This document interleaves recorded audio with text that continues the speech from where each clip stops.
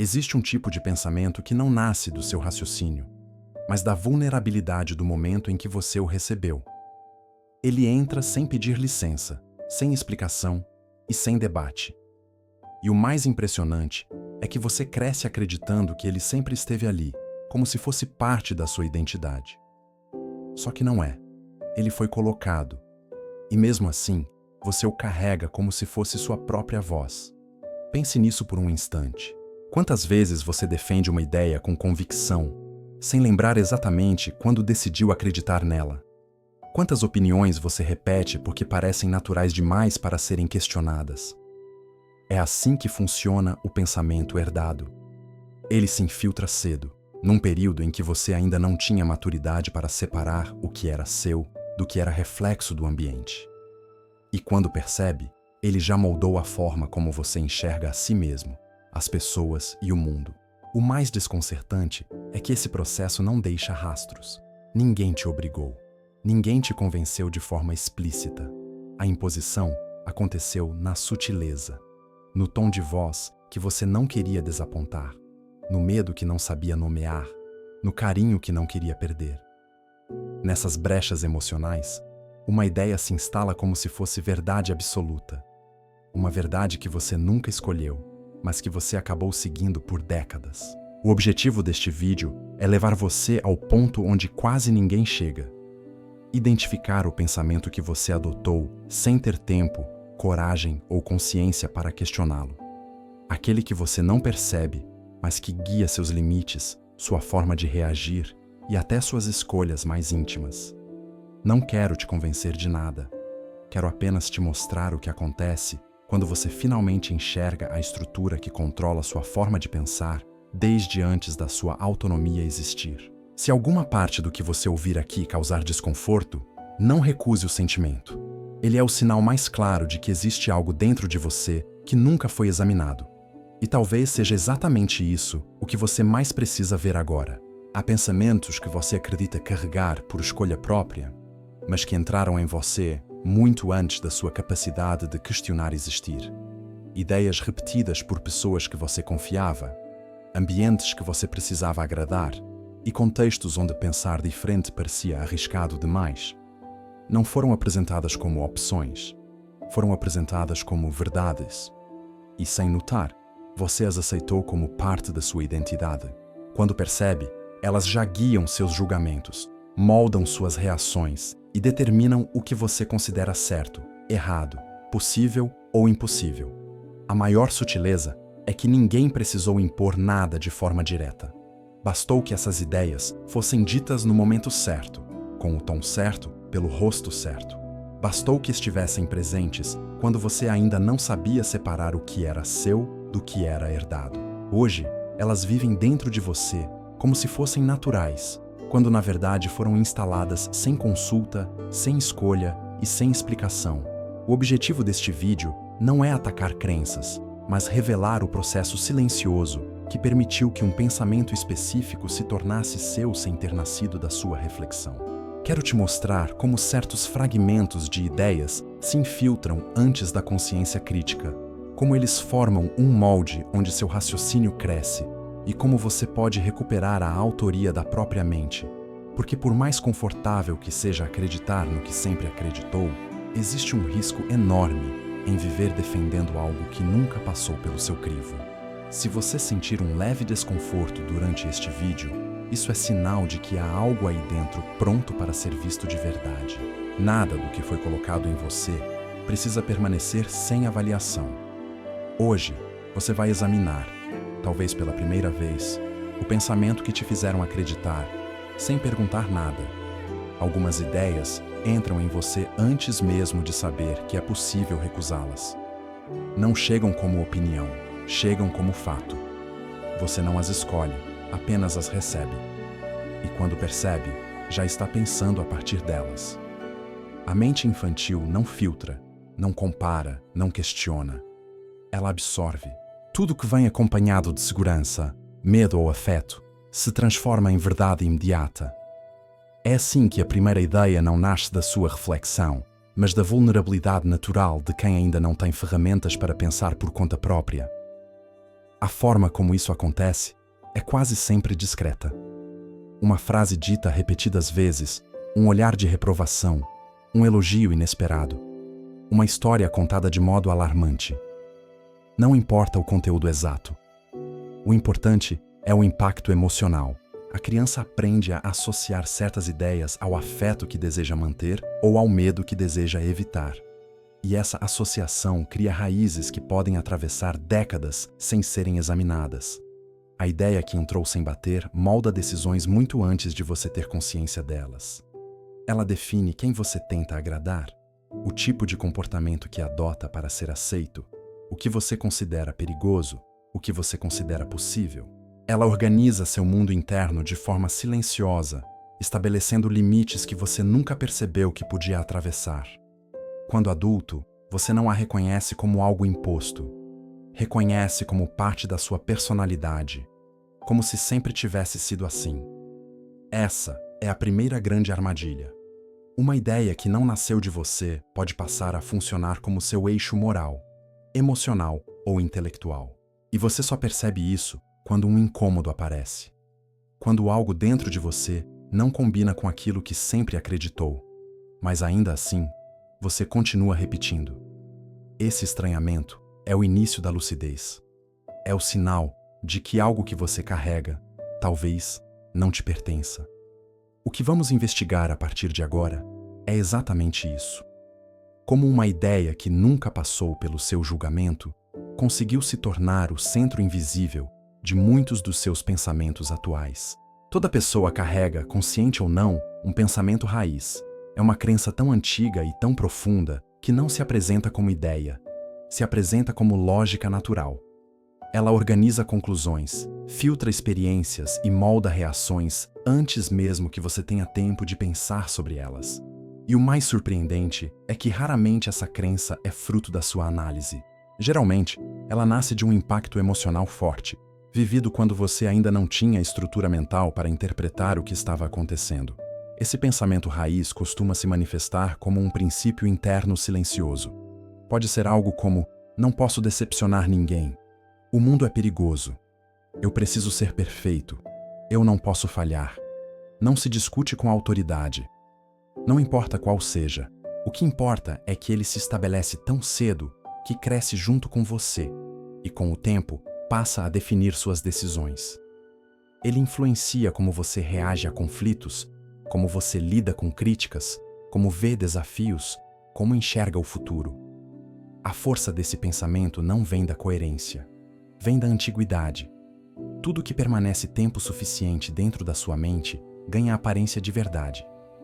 E como ele está instalado antes da sua maturidade, ele não parece opcional. Parece parte do seu caráter. Parece algo que você sempre foi, quando na verdade não foi.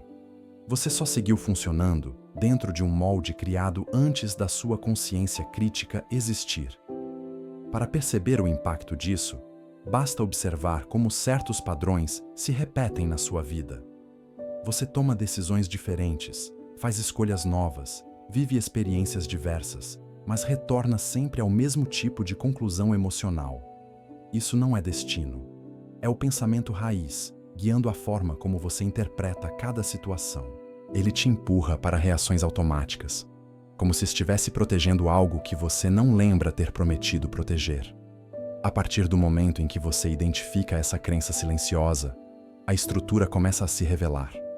E esse é um ponto decisivo, porque nada do que é visto de verdade permanece intocável.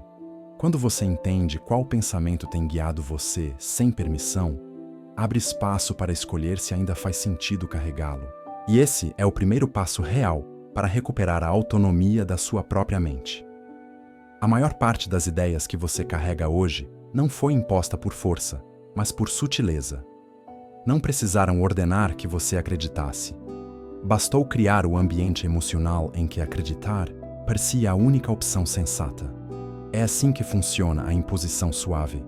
Ela não controla pelo discurso direto, controla pelo sentimento que acompanha o discurso. E sentimentos, especialmente na infância, são mais persuasivos do que argumentos. A imposição suave acontece no subtexto, no silêncio carregado após uma resposta que não agradou. no olhar de aprovação quando você repete a ideia esperada, na mudança de expressão quando você pensa diferente. Nesses gestos, a criança aprende rapidamente o que precisa dizer, como precisa agir e qual tipo de pensamento será recompensado com afeto ou com tranquilidade. Não se trata de manipulação consciente de quem ensina. Trata-se da forma natural como seres humanos transmitem seus próprios medos e certezas. Com o tempo, esse padrão se torna automático. Você não lembra da frase exata que ouviu, mas lembra da sensação que ela deixou. E é essa sensação que te orienta. Mesmo na vida adulta, quando já tem raciocínio crítico, você continua respondendo emocionalmente à ideia que foi reforçada naquela época. A imposição suave funciona porque não parece imposição. Parece aprendizado, parece cuidado, parece orientação natural. O mais impressionante é que isso cria um condicionamento interno tão eficaz que você passa a acreditar que certas conclusões são suas, quando na verdade são respostas moldadas por anos de reforços emocionais. As ideias que foram repetidas com calma nos momentos de medo se tornam conselhos internos que você nunca questiona. As que vinham acompanhadas de aprovação se transformam em bússola moral. E tudo isso opera sem que você perceba que está apenas reenviando para si mesmo ecos antigos. A imposição suave não te obriga a nada. Ela faz você querer obedecer. E é essa diferença que torna o processo tão poderoso e tão difícil de detectar. Porque o pensamento não parece imposto, parece espontâneo. Mas a espontaneidade é apenas a memória de um padrão emocional que se repetiu por tempo suficiente para parecer natural. Quando você entende isso com clareza, algo significativo acontece.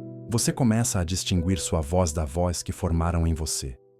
E essa distinção é o início da liberdade intelectual. Algumas crenças não entram na sua mente como pensamentos, mas como acordos silenciosos. São contratos invisíveis assinados nos momentos em que você mais precisava de segurança, de aprovação, ou simplesmente de um senso mínimo de estabilidade. Uma criança não negocia esses contratos, ela apenas aceita. E, ao aceitar, cria dentro de si uma regra que passa a orientar tudo o que faz dali em diante. É assim que ideias profundas se instalam sem explicação, sem escolha e sem qualquer tipo de debate. Esses contratos costumam nascer em momentos emocionalmente marcantes. Uma bronca que te fez sentir medo, uma frase dita num instante de vulnerabilidade, um elogio que você não queria perder, um padrão de comportamento que parecia ser o único caminho possível. Você não analisou esses episódios, você reagiu a eles. E, ao reagir, aprendeu que pensar de um certo jeito garantia proteção. A mente infantil registra isso como lei interna. Uma lei que se mantém ativa mesmo décadas depois, quando já não faz sentido algum. O problema é que esses contratos raramente são revisitados. Você cresce, muda, amadurece, vive outras experiências, mas continua obedecendo a regras criadas numa fase em que você não entendia nada sobre si mesmo. E como essas regras foram associadas à segurança emocional, rompê-las agora parece errado, perigoso, quase uma traição à pessoa que você precisou ser um dia. Esse é o poder do contrato invisível. Ele te faz acreditar que ainda está protegendo você, quando na verdade está apenas mantendo você preso a um modo de pensar que não te serve mais. Ele faz você repetir comportamentos automáticos, seguir caminhos previsíveis e evitar perguntas que poderiam desestabilizar a estrutura antiga. Não porque essas perguntas sejam ameaçadoras, mas porque o contrato foi construído para impedir que você corresse riscos. O ponto crucial é que nada disso é consciente. Você não acorda pensando, preciso honrar minhas crenças antigas. Você simplesmente age de acordo com elas. E é exatamente por isso que elas têm tanto poder. Uma regra invisível não pode ser confrontada até que se torne visível. Quando você começa a enxergar esse contrato, ele perde força. Você percebe que muitas das suas reações atuais são ecos de necessidades que já não existem. E pela primeira vez, começa a questionar não apenas o que acredita, mas por que acredita. A partir desse momento, a ideia deixa de controlar você. É você quem decide se ela continua ou não. A repetição tem um poder que quase ninguém percebe. Ela não precisa convencer, basta existir. Quando uma ideia é repetida muitas vezes, em diferentes contextos e por diferentes pessoas, ela começa a adquirir um brilho de verdade. Não porque você a analisou, mas porque seu cérebro aprendeu a senti-la como familiar. E a mente humana tem um hábito perigoso: confundir familiaridade com veracidade. É assim que pensamentos frágeis se transformam em convicções inabaláveis, sem nunca terem sido examinados. Essa repetição não acontece apenas em frases diretas. Ela se manifesta em comportamentos, gestos, silêncios, expectativas e reações previsíveis. Cada vez que você vê alguém agindo como se uma ideia fosse normal, sua mente registra esse padrão como referência, e com o tempo, você começa a agir igual. Não porque concordou, mas porque aprendeu a interpretar o mundo a partir daquele modelo repetido. É uma forma de hipnose lenta, construída pelo ambiente que te cerca. O mais curioso é que, quanto mais cedo a repetição acontece, mais profundo é o efeito. O cérebro jovem aceita padrões sem resistência. E esses padrões se tornam filtros invisíveis que determinam o que você considera aceitável, moral, possível ou proibido. A repetição cria trilhas mentais que se fortalecem com o uso. Pensar fora delas exige esforço. Pensar dentro delas exige nada. E é essa economia interna que faz você continuar repetindo o que aprendeu, mesmo quando já não faz sentido algum. O problema é que a repetição cria a ilusão de consenso. Quando você vê muitas pessoas falando a mesma coisa, começa a acreditar que deve haver uma razão sólida para isso. Mas consenso não é prova. É apenas sinal de que a mesma ideia foi replicada por tempo suficiente para se tornar hábito coletivo. E hábitos coletivos são poderosos, porque fazem você sentir que questionar significa se afastar, se expor, andar sozinho. A repetição te convence de que é mais seguro seguir o fluxo do que pensar por conta própria. Quando você percebe que uma ideia se manteve forte apenas porque foi repetida, ela começa a perder o peso que tinha. Você descobre que familiaridade não é garantia de verdade. É só a marca de algo que nunca foi reexaminado. E é exatamente esse ponto de consciência que abre espaço para a pergunta mais importante. Se essa ideia nunca foi minha, por que eu ainda a repito? Há um instante específico em que algo dentro de você se desloca. É quando uma ideia que sempre pareceu natural, inevitável e sua, de repente soa estranha. Você a repete como sempre fez, mas percebe um leve desconforto, uma sensação quase física de que aquilo não encaixa mais no seu modo de existir. Esse incômodo não é confusão, é consciência nascendo. É a primeira rachadura numa estrutura que parecia sólida demais para ser questionada. Esse choque não acontece por acaso. Ele aparece quando sua maturidade finalmente alcança a ideia que foi colocada em você antes da sua capacidade de analisá-la. De repente, você olha para ela com olhos que antes não tinha. O que ontem parecia verdade absoluta, hoje parece apenas herdado. E essa percepção abre um espaço interno novo, um espaço que não está interessado em defender nada, apenas em entender por que você acredita no que acredita. Nesse momento, dois mundos entram em conflito. O mundo antigo, guiado pelo pensamento repetido, tenta te puxar de volta para a familiaridade. Ele diz que você está exagerando, que está criando problemas, que não vale a pena mexer nisso. Já o mundo novo, que começa a surgir, te convida a olhar mais fundo. Ele não te promete conforto, ele promete clareza. E clareza, nesse estágio, é mais valiosa do que qualquer ideia protegida por hábito. O choque da consciência também vem acompanhado de algo que muitas pessoas temem admitir: a sensação de que você não sabe o que realmente pensa sobre aquilo. Esse vazio pode assustar, mas é um sinal de saúde mental. É a prova de que, pela primeira vez, você está tentando pensar sem a interferência de condicionamentos antigos. É o nascimento de um pensamento seu, sem moldes, sem pressões, sem a necessidade de agradar qualquer figura do passado. A partir do momento em que você reconhece que uma ideia nunca foi sua, ela perde autoridade. Ela deixa de se apresentar como ordem interna e passa a aparecer como algo questionável. E essa mudança, por si só, já transforma a forma como você se posiciona diante do mundo, porque agora você não está mais reagindo, você está escolhendo. E escolha, nesse nível, é sempre o primeiro passo para a lucidez. Quando você finalmente enxerga que uma ideia não nasceu de você, o impulso imediato costuma ser rejeitá-la com força. Mas desprogramação não funciona na base do rompimento brusco. Ela funciona na base da honestidade. Não é destruir crenças antigas. É investigar sua origem, sua função e o impacto que elas ainda têm na sua vida. O que foi instalado sem sua permissão não desaparece porque você decidiu abandonar. Desaparece quando você compreende por que aceitou aquilo e por que continua obedecendo até hoje. O primeiro passo da desprogramação é rastrear a origem emocional da ideia. Toda crença herdada carrega uma marca afetiva. Talvez ela tenha te protegido em algum momento, talvez tenha evitado conflitos, talvez tenha te dado um senso de identidade. Por isso, antes de remover, é preciso reconhecer o papel que ela desempenhou.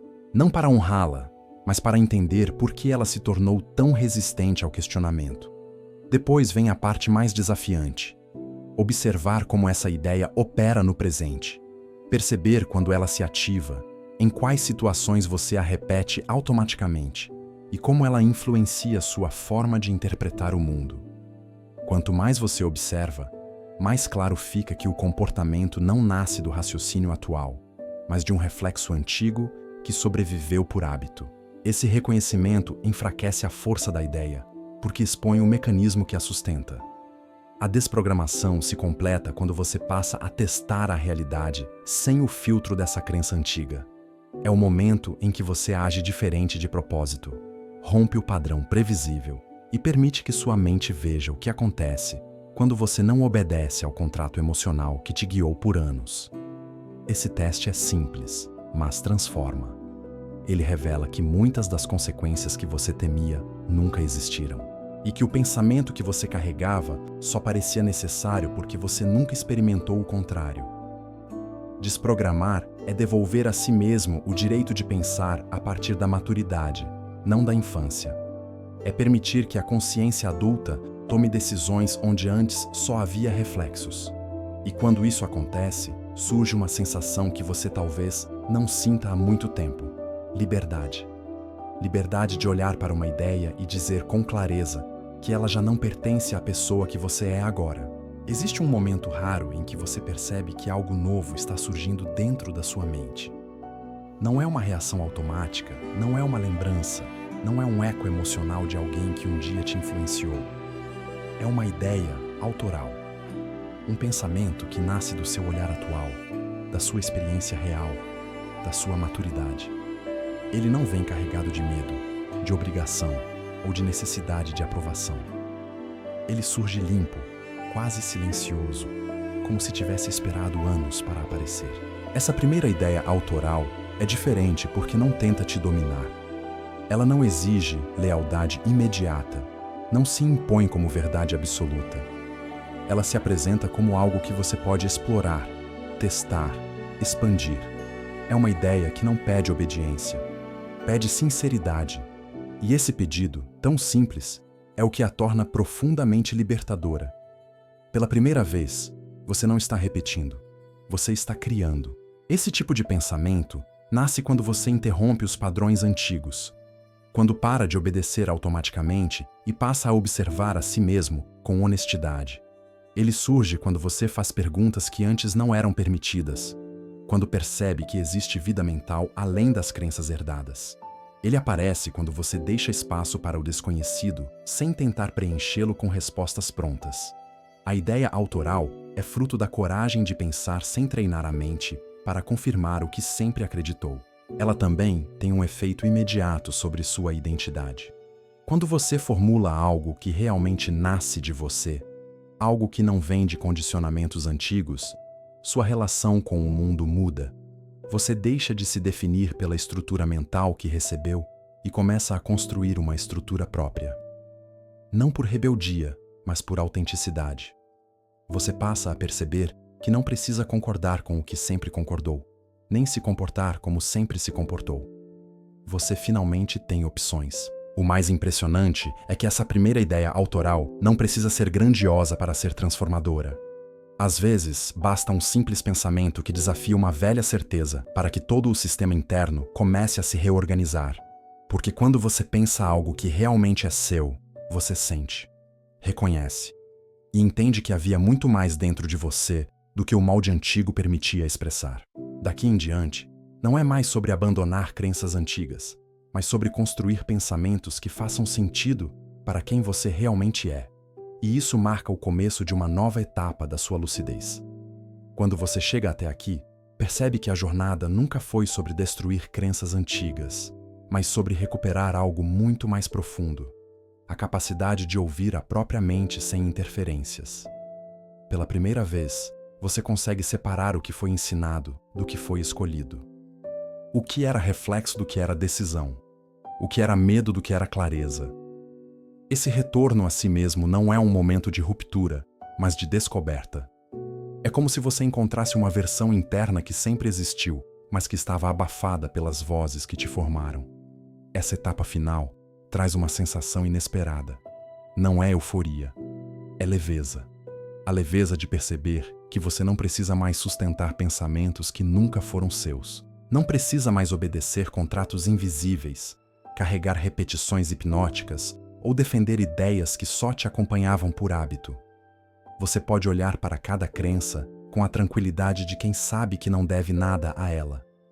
A única responsabilidade que existe aqui é com sua lucidez, não com a manutenção de estruturas antigas. Nesse ponto, você entende algo que antes não era possível enxergar. Nem todas as ideias que entraram em você foram ruins. Muitas te protegeram quando você precisava, outras te ajudaram a construir partes importantes da sua personalidade. Mas isso não significa que elas ainda sejam necessárias. O tempo muda você, e mudar exige revisar. Revisar exige coragem, e coragem exige silêncio interno para perceber onde você termina e onde o passado continua falando. Esse retorno a si mesmo revela uma liberdade que não depende da aprovação de ninguém. Uma liberdade que não precisa de confronto, nem de rebeldia, nem de justificativa. Ela nasce da clareza de que você agora pensa por escolha. E escolher, nesse nível, é recusar ser guiado por condicionamentos que não refletem sua maturidade atual. O pensamento que te fizeram acreditar sem perguntar nada perde o poder quando você finalmente pergunta a si mesmo se ele ainda faz sentido. E essa pergunta, tão simples, é capaz de desmontar anos de obediência inconsciente. Porque a verdade que te transforma não é a que te entregaram, mas a que você tem coragem de construir. O que você faz daqui em diante não é continuidade, é autoria.